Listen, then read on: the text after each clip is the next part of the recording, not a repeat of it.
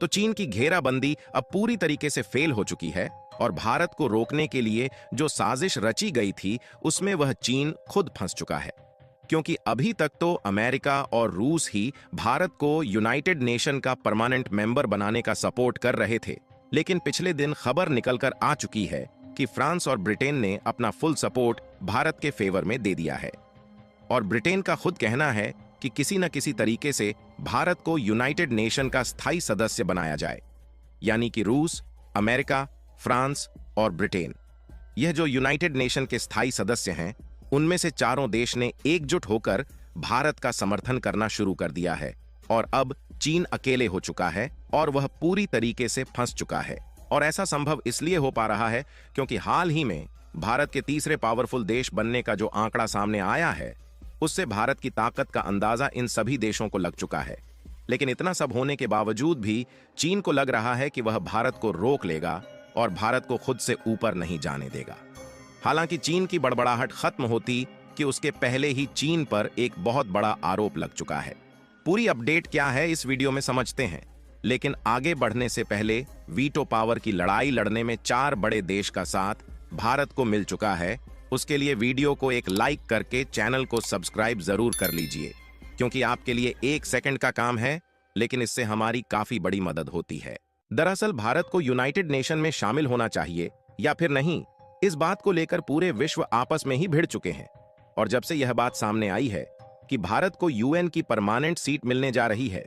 तब से ध्यान दिया जाए तो वीटो पावर को लेकर एक अलग ही झगड़ा देखने को मिल रही है। लेकिन जब यह बात मालूम हुई कि भारत दुनिया का तीसरा सबसे पावरफुल देश बन चुका है, तो उसके बाद अब जो रिपोर्ट सामने निकल कर आई है, उससे यह झगड़ा पूरी तरीके से लगभग खत्म हो चुका है और यह बात कंफर्म हो चुकी है कि भारत को यूएन का परमानेंट मेंबर बनाकर वीटो पावर दी जाएगी या नहीं। सबसे पहले तो आप इस रिपोर्ट को देखिए जो कि पिछले दिन निकलकर सामने आई है, और इसमें हम साफ साफ देख सकते हैं कि फ्रांस चाहता है कि यूएन सिक्योरिटी काउंसिल को एक्सपेंड किया जाए, और वह भी भारत को इसका परमानेंट मेंबर बनाने के साथ। और यह बात सीधे तौर पर फ्रांस के प्रेसिडेंट मैक्रो ने दुनिया के सामने रखी है।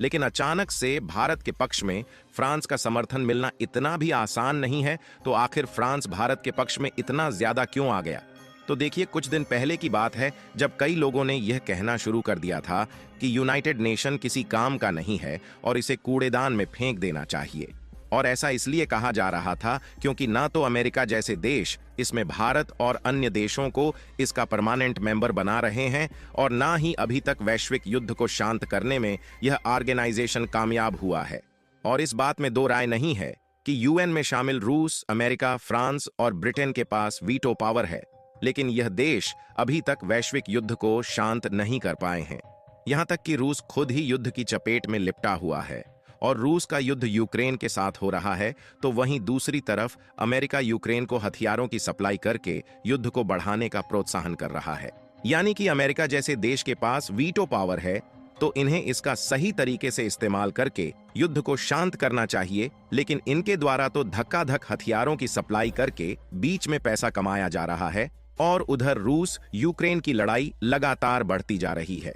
और लगभग 3 साल होने को है, लेकिन अभी तक यह युद्ध बिल्कुल भी शांत नहीं हुआ है। लेकिन अब अमेरिका के साथ साथ अन्य वेस्टर्न कंट्री चाहती हैं कि यह युद्ध किसी न किसी तरीके से शांत हो और एक बार फिर से वैश्विक शांति देखने को मिले। और इसकी दूसरी सच्चाई यह भी है कि अमेरिका के हथियार यूक्रेन में लगातार सप्लाई करते करते खत्म होते जा रहे हैं, और ऐसे मौके पर केवल भारत ही ऐसा देश है जो कि विश्व में शांति ला सकता है, क्योंकि भारत का व्यापारिक रिलेशन हो या फिर स्ट्रेटेजिक, ये दोनों रूस के साथ तो अच्छे हैं ही, और यूक्रेन के भी साथ अच्छे हैं। इसलिए अब अमेरिका, रूस, फ्रांस और ब्रिटेन, ये चारों देश यूनाइटेड नेशन सिक्योरिटी काउंसिल की पावर दुनिया को दिखाना चाहते हैं, और इसी के माध्यम से युद्ध को शांति में बदलना चाहते हैं, जिसके कारण यह सभी देश सपोर्ट कर रहे हैं कि भारत किसी न किसी तरीके से यूनाइटेड नेशन का परमानेंट मेंबर बने और भारत को वीटो पावर मिले। और यह ताकत भारत के पास आ जाती है तो दुनिया भारत की बात मानेगी,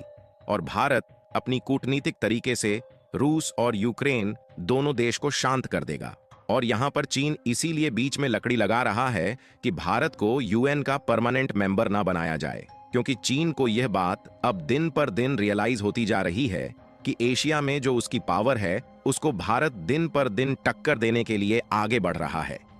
ऐसे में भारत को सभी तरफ से सपोर्ट मिलने लगेगा तो आने वाले कुछ सालों में एशिया का सबसे पावरफुल देश चीन नहीं बल्कि भारत होगा।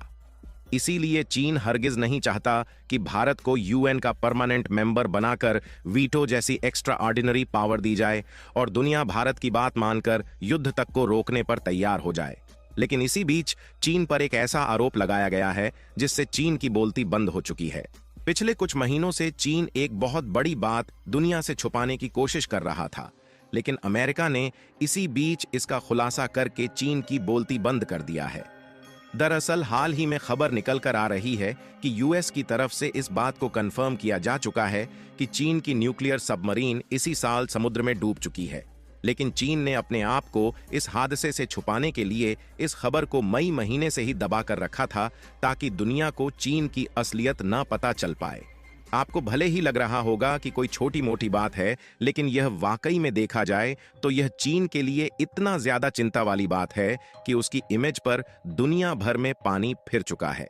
क्योंकि यह बात पहले से ही पॉपुलर है कि चाइनीज प्रोडक्ट की क्वालिटी बेहद ही घटिया होती है और अब तो चीन की बिल्कुल नई न्यूक्लियर सबमरीन जिसे परमाणु पनडुब्बी कहते हैं वह डूब चुकी है। पनडुब्बी को सबसे सुरक्षित ट्रांसपोर्ट का माध्यम माना जाता है और यह पहली बार हुआ है जब किसी देश की परमाणु पनडुब्बी समुद्र में डूब गई है। आपको बता दें कि अगर कोई भी न्यूक्लियर सबमरीन यानी कि परमाणु पनडुब्बी पानी में हमेशा के लिए डूब जाए या फिर दफन हो जाए तो यह एक लाइव परमाणु बम की तरह काम करता है जो कि कभी भी फट सकता है, जिसके फटने से उस समुद्री एरिया के आसपास के कई 100 किलोमीटर के इलाके पूरी तरह से तबाह हो सकते हैं। लेकिन उससे भी ज्यादा दिक्कत वाली बात यह है कि अगर यह हमेशा के लिए दफन रह गई और परमाणु पनडुब्बी फटी नहीं तो उससे रेडियो एक्टिव मटेरियल लीक होता रहेगा और आसपास के पानी को बहुत दूर तक प्रदूषित कर देगा, जिससे आने वाले कई पीढ़ियों तक वहां के बच्चे अपंग पैदा होंगे। यह हादसा मई महीने में ही हुआ था, लेकिन चीन इसे अभी तक छुपाने की कोशिश कर रहा था। हालांकि अमेरिकी इंटेलिजेंस एजेंसी ने यह बात साफ कर दिया है कि उनकी पनडुब्बी पानी में डूब चुकी है और वह भी कोई ऐसी वैसी नहीं बल्कि परमाणु पनडुब्बी के साथ यह हादसा हुआ है। यह बात जैसे ही कंफर्म हुई, चीन की उछल कूद पूरी तरीके से बंद हो चुकी है और चीन इसे ढूंढने में लग चुका है और जितना भी पैसा खर्च हो इसके लिए वह पैसा लूटाने को तैयार है। क्योंकि चीन अगर इसे रिकवर करने में फेल हुआ तो उनकी आने वाली 10 पीढ़ियां भी इसे नहीं भूल पाएंगी। आपको बता दें कि चीन की इन हरकतों के कारण ऐसे में इनकी बात कोई देश मानने को तैयार नहीं है और सभी देश भारत का सपोर्ट कर रहे हैं, जिससे जल्द ही आपको यह खुशखबरी सुनने को मिल सकती है कि भारत को वीटो पावर मिल चुकी है। बाकी भारत को अब सभी देश का समर्थन मिल चुका है। इसके लिए वीडियो को एक लाइक और शेयर करके कमेंट बॉक्स में भारत को बधाई जरूर दें। और हमने आपको इस वीडियो में सारी जानकारियां आसान शब्दों में समझाने की कोशिश की है, तो ऐसे में आप हमारी मेहनत के लिए चैनल को सब्सक्राइब करके हमारा सपोर्ट कर सकते हैं। जय श्री